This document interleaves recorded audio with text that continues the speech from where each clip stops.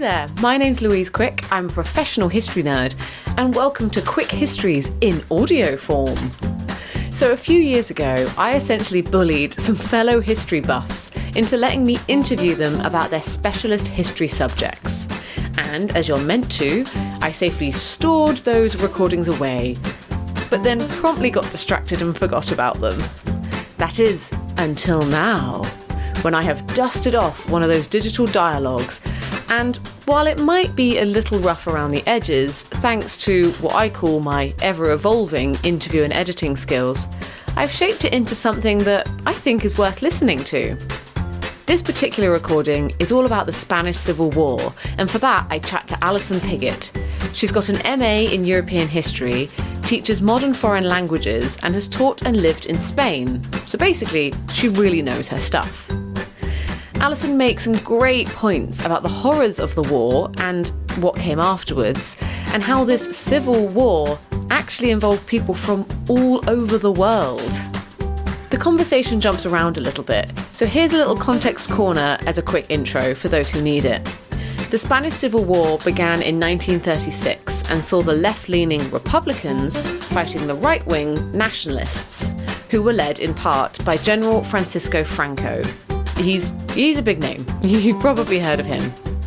It ended with a nationalist victory, and Franco ruled Spain for more than 35 years. As such, the Spanish Civil War is a notoriously complicated subject, but it's something that we should all know about, and it's dangerously overlooked. So if all anyone gets from this interview is the knowledge that the Spanish Civil War happened, then I count that as a win.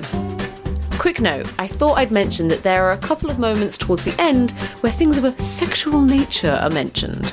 It's all very academic and highbrow though, obvs. With that said, I hope you enjoy, and let's get stuck in. Hello, welcome to the very first episode of Quick Histories podcast. We're going to kick things off by looking at the very cheery subject of the Spanish Civil War, and here to tell us all about it is my lovely fellow history student and wonderful all-round person, Alison Piggott. I'm very happy to be here today with Louise Quick. Well, I've just told everyone your name, but if you'd like to introduce yourself. Yeah, sure. I'm another master's student in history, and I did my undergraduate degree at American University, very clever name for university in America, in history and Spanish studies. So I do know a little bit about the Spanish language and culture and history. Well, I'm really excited that we're talking about the Spanish Civil War today, because I'm very ashamed as a history student that I really don't know much about it at all. Most people don't, so no, you're not exactly. alone in that. Yeah, it's pretty. That's kind of what's interesting about it. Most people that this could have been World War II, very easily could have been, almost was for a brief time, and then it just kind of blowed over. That's what's always intrigued me about it. Like, why? It's almost like you'd think that if you're teaching World War II at school to children, you would almost start with the Spanish Civil War. You should start with it. You should really start with it, because it's one of the first. It's like the first time that the British and the French just allowed Hitler and Mussolini to do what they wanted to do. They just didn't. For those of you who don't know, Hitler and Mussolini intervened in the war on the side of the nationalist rebels. Yeah. We should probably start with some of the... We'll start with a lot of the terms. There's lots of terms in there that I just threw out that we should probably define before we get too into this. Well, I wanted to start actually with you personally. Why are you so interested in Spanish history and the Spanish Civil War? Spanish history I'm really fascinated by because I just loved my language classes. That's what drew me. I love my language classes in Spanish, and I loved my European history classes. And I put those two things together and was just fascinated by the concept of Spain as this brilliant, wealthy empire, and then within a few hundred years just becomes this sort of not talked about part of Western Europe that no one remembers. And there's just a lot that happened in that country in the last few hundred years that people don't really know about, especially not Americans. And the war itself is really interesting because, I mean, it's strange to think about a European country having a civil war in the last 100 years. Western Europe. That's not something that we think about very often. Well, speaking as a British person, when you say Civil War, I think of like Civil War, English Civil War. Yeah, but that was like that's ages ago. Yeah, it's just like, oh yeah, the Roundheads and people with muskets and stuff. Okay, so let's like set the scene. Spanish Civil War was from 1936 to 1939, which is like leads right up to the Second World War. What was happening in Spain like in the run-up? The run-up. Sure. So basically, the big thing that starts this conflict is that in the early 30s, Spain is actually a liberal democracy or republic, which is very new for that country. So we have this liberal republic. The monarchy is exiled for the first time. Monarchy's out.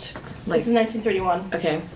And there's a lot of turmoil in Spain because there's lots of very, very conservative Catholic powers very strong in the country. There's lots of really wealthy landowners that still control a ton of the land, and we still have like peasants tied to the land of the landowners. It's very like kind of traditional setup in rural parts of Spain.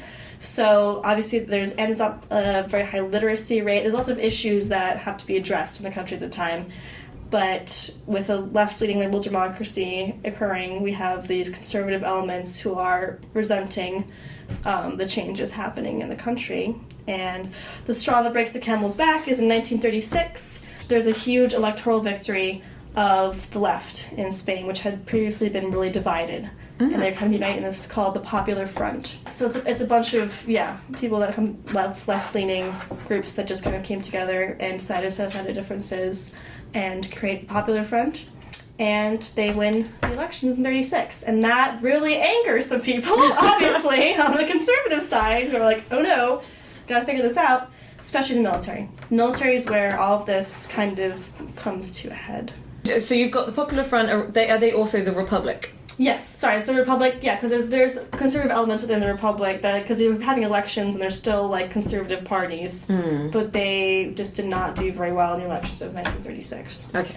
Yeah, because from what I do know about Europe in, like, the interwar years, it was just basically a massive mess, wasn't it? You basically had a mess. You had, in, like, a lot of the countries, you just had these extremes jumping from left to right. There was sort of not a lot going on in the middle. And like Spain is definitely like that, too. Huge anarchist presence in Spain, if not the biggest. So in Europe. So you had the sort of left-leaning party, the Popular Front, Front, win. Yeah. Which then almost angered the far right. What are the far right called? What are we going to call them? Are they the nationalists? Yeah, that's actually pretty contentious in many ways. Is it? Some historians do not like to call them the nationalists because that is, nationalists. It's a positive. We're the nation. We represent the nation. You're the nationalists. But lots of historians just call them the rebels. I like that because that's slightly more like Star Wars. Although it is like, but then it's not the Rebel Alliance. It's not the Rebel Alliance. What are they called in Star Wars? What are like the fascists called in Star Wars? I don't know. The First Order is the one from the new Star Wars, but the Empire, Evil Empire. But maybe just for ease, we're going to call them the Nationalists. Yeah, we'll call them Nationalists, which is what they're just. That's. And the army was with them. So then there was a coup in 1936. Yes. What was the coup? So basically, a bunch of people in the military got together and said, "I'm over this. We got to do something about this." And it wasn't the whole military, just the parts of the military that were conservative, which is actually why the coup fails. And Franco takes a big role at this point. He hadn't before, but there was a lot of change in leadership. There was assassinations, which kind of leaves Franco, who's this general, very popular in the army of Africa. Why was that? Is Spain sort of... Yeah, Spain had a presence in Morocco and North Africa. So he was like leading that charge, and then basically what happened was a bunch of officers decided to like take over the army in Africa and say, nope, we're done with this, we're taking over, this is happening. But not all of the army did that. So because they didn't have full control over the Republican army, the coup just had a little misstep. Oh, so the coup didn't actually work? It didn't work. No, which is why there's a civil war. Yeah. So, General Franco... Yeah. Where did he come from, the sense of where was he born? But like... He's kind of... His politics up until that point are kind of weird. It's like, he wasn't really a huge figure before this. I mean, he was like big as a, off the military guy in the Army of Africa. But like super like I'm a fascist or anything like that. It's sort of that kind of happened over time. Again, this happened all over time. Once there's a power vacuum in the right and on the nationalist side, which he just was there to fill because he had a huge following and support in the Army of Africa, obviously. But does he come from was he a politician? Was he from the army? He's just army. He wasn't a politician. Oh, okay. He was not a politician. Yeah, that's all. So what kind of war was this? How was it fought? It's kind of interesting because there's a lot of discussion about the strategy because Franco didn't go right for Madrid. You think that we try to get the big cities right off the bat and try to finish it off, but it was sort of like a piecemeal approach, taking pieces here and there, and there was just nationalist zones and rebel zones and Republican zones and a lot of pillaging along the way.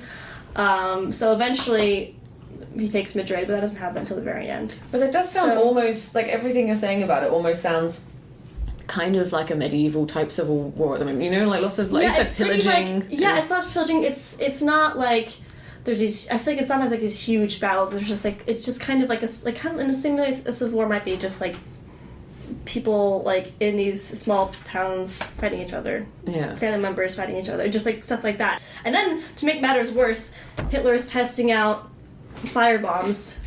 Okay. Yeah. Just willy-nilly, or was he invited? Or was he just invite himself? Well, the other thing that is useful for Franco is that he's a general guy. He's calling to Italy and Germany for military support on his end. And which they're more than happy to provide because they want allies in the Mediterranean. Italy wants allies in the Mediterranean. And obviously Hitler's looking to the future, wants an ally as well to counter French and British power. Yeah, because at this point Italy is fascist with Mussolini, and then you've got Germany, which is also fascist, obviously, with Hitler. And a big issue is that Hitler is deciding that he was going to test out some new weaponry in Spain. Why not? It's Spain. Don't care about them. Okay. And which ends up being Guernica. What's that? Have you seen that painting that Picasso made of there's this very scary painting of the horse and there's people yelling. It's not the big black and white one. It's that's a big really black and long. white. It's a big black and white one. That's Guernica, which is a city. It's like a village in the far north of Spain. And what happens is that Hitler bombs this village, this town, which has no military value whatsoever. Okay. It's just civilians. There's nothing. So why was he just literally to test out the weapons? Yeah. Oh god. Yeah, and it ends up being this horrible thing, this firebombing of Guernica, and this is the reason why Spaniards get really upset about this because this is this hostility towards British and French for not intervening at this point. Isn't it true that all the big powers, all the big European powers got together and actually signed some agreement not to get involved, but it was the fascists who completely ignored that. Yeah, but the French and English are still French, English, and the Soviet Union, because there's lots of communists and anarchists in Spain at the time who are looking to the Soviet Union and they're not doing anything. I suppose for the UK and France, in a sort of heartless political way, there isn't actually much of an advantage because they've got the far, in Spain, not for them. Yeah, they've got the far left and the far right, and neither of them are really winners for them. And I'm pretty sure British and French are looking at who's in charge on the left and saying too far left for me. Anyway. But you would think France wouldn't want its neighbour to be another fascist. You'd think. But yeah, so and then we have the international brigades then as a way to counter that issue. Are these the Americans? Yeah, there's British people too. Oh, really? Yeah. Okay. All kinds of people that are in the brigade. There's even people from Iraq in the international brigade. This is what's so interesting about it, that it's called a civil war, but it was you actually had people. It's not even you call it European war because you had people from the US coming over. Oh yeah, Hemingway. Yeah. Not Hemingway. Or was it? No. Who wrote Homage to Catalonia? Was it? I bet Hemingway was there, writing poetry in the back. It was one of those guys. I can't remember what is. Anyway. Okay, so who were the international brigades? So international brigades were basically groups of volunteer Americans and Europeans who were really upset with the fact that their governments were not intervening militarily in this conflict and wanted to protect their fellow, men from a fascist dictatorship.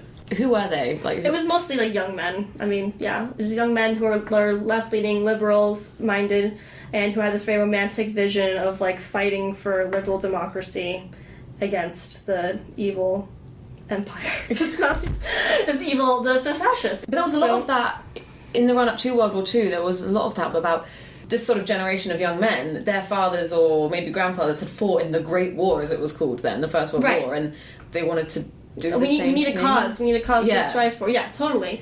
And people always talk about, like, after the Great War, how there people, like, part of the violence that ensues after that is, like, an effort to have the same glory in life that your parents, your father was talking about in that same experience. Just keep creating this culture of violence. But anyway. Mental. So it lasted, only 3 years. 3 years, but was incredibly destructive. I mean, all civil wars are destructive, but Spain's economy is not doing great anyway at this point. Because also the thing to remember is that it's not just combat deaths. There's pillaging, there's civilians there's massacres, there's Republicans being, women, children being killed just for being Republicans. What was the sort of aim and advantage of doing that? Were the nationalists, the rebels, just literally trying to destroy Spain and build it back up? Well, yeah. A lot of historians talk about this as an extermination of political enemies. I mean, one of the most famous books about this is called The Spanish Holocaust, written by Paul Creston. So that there's language like that about this as a genocide of Republican forces. This is more towards after the war. I mean, you could talk about the atrocities committed by the Republican side. You can talk about religious, because very anti-clerical people on the Republican side, some of them were, and there were atrocities committed against churches and priests, but it's not in comparison to what was carried out against Republicans during and after the war. It pales in comparison. Yeah.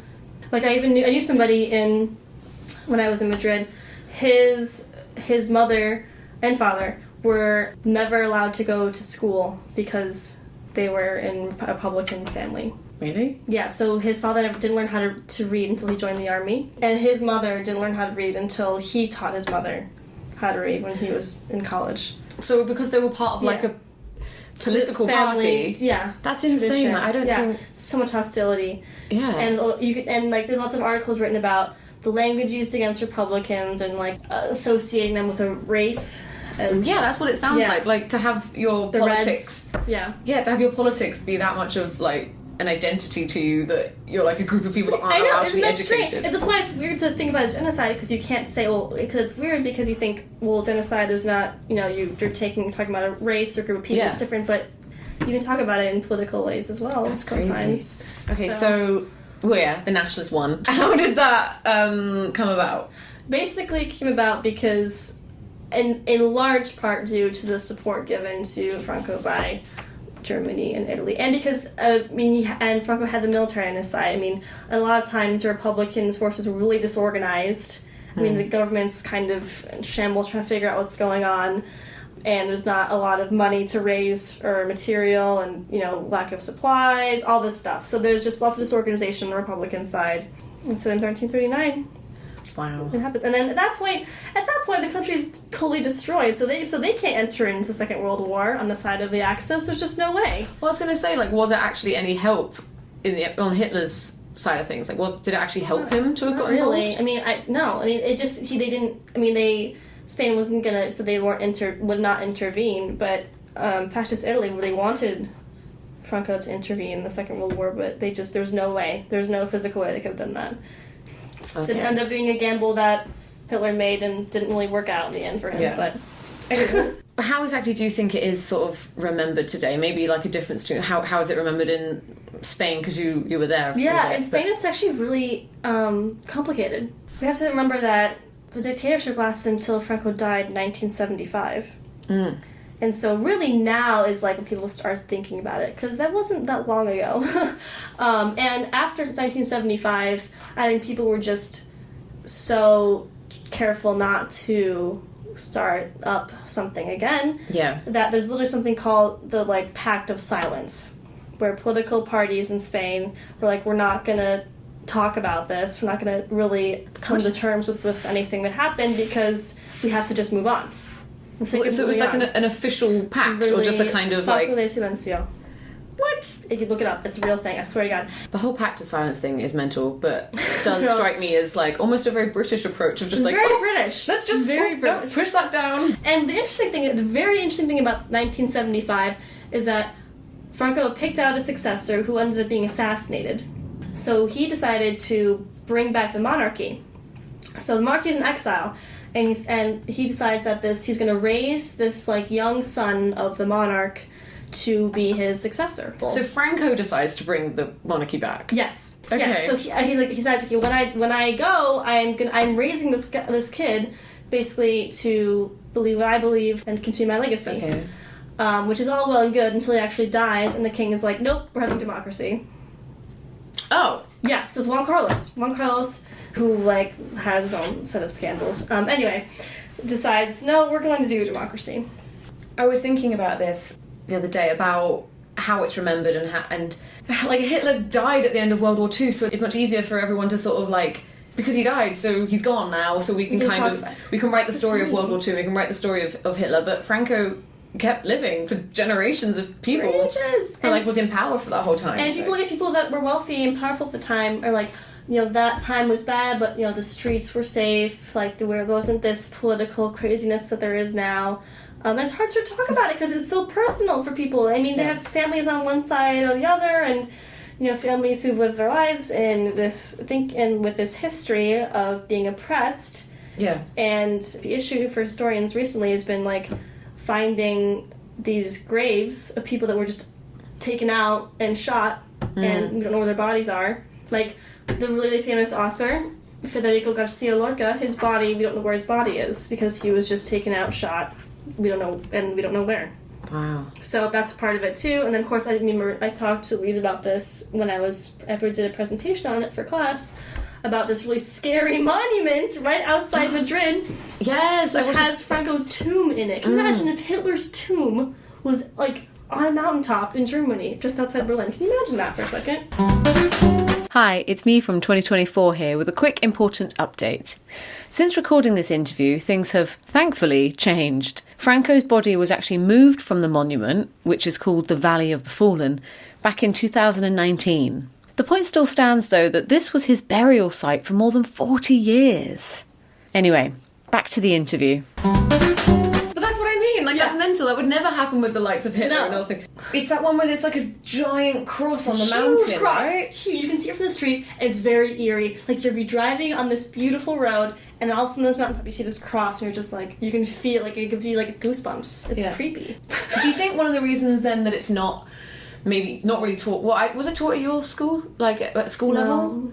I did my European history class, like you know, there's a little page on it, and you say, hey, this happened, and this was, like, important, because it almost led to World War II, but it is interesting in its own right. No, but it is. It's like the school I went to, like GCSE and A-level, we did World War I, World War II, Cold War, over and over and over again. Yes! Different ways. Pound that into you. Yeah, and not once did we have one class where they were like, oh, by the way, this other massive war happened that's actually hugely influential. It's really interesting the way, I mean, like, I understand, but like Central Europe or like Southern Europe, Eastern Europe, it's just kind of like, what happened there?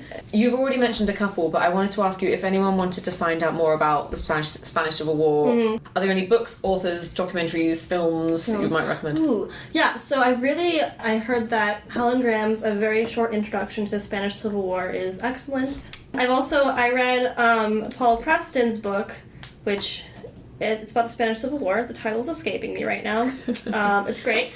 And then his book, The Spanish Holocaust, was also really well reviewed. Have you seen All About My Mother? No.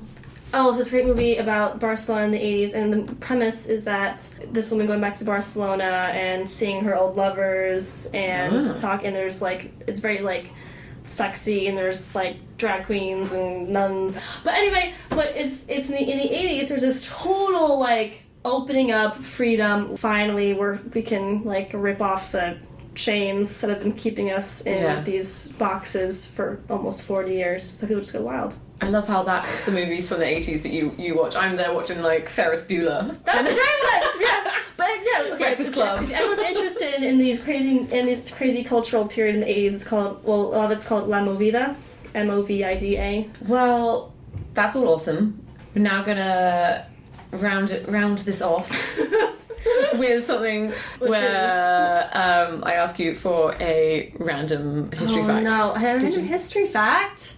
Shoot, I did not prepare one. Oh, I do have a fun fact. Yay! Okay. Great. So I recently wrote a essay about male sexuality at the turn of the 20th century in France and Spain. It's who I am as a person.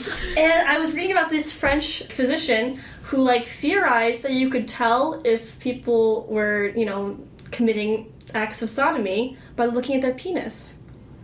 Like, Ooh. So when was this? The 19... Yeah, this is like 1900, around 1900. Okay. A bit like 1880s more. And this French guy is saying, yeah, if I look at his penis, I can confirm. Like, if someone's getting arrested for committing indecent acts, and they're like, no, I didn't do it, and he's like, well, drop your trousers, let's take a look. How many penises have I looked at? He was probably caught. He was probably caught just looking at him and was like, no, it's for research, I promise. What are you looking for? Anyway, that was his thing. That is his best contribution to science and biology. Oh my god. I spent a lot of time reading about weird stuff this break. Awesome. So thank you again. You're an absolute star.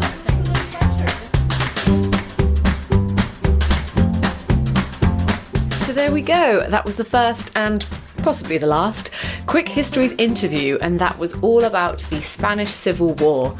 I hope you enjoyed it and weren't too mad that I completely blanked on my Star Wars knowledge near the beginning there. A big thank you to Alison for letting me pester her with questions all those many years ago. I believe it was recorded in the winter of 2018, so that's almost 6 years ago now. Blimey. And thanks to bensound.com for the music. I'll try to drop links in the description to some of the references that were made, like the books and the films and that Picasso artwork, Guernica, that Alison mentioned.